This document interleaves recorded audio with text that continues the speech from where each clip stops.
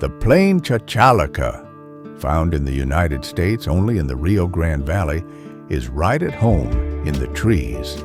Their young can cling to branches with both wings and feet as soon as they dry after hatching.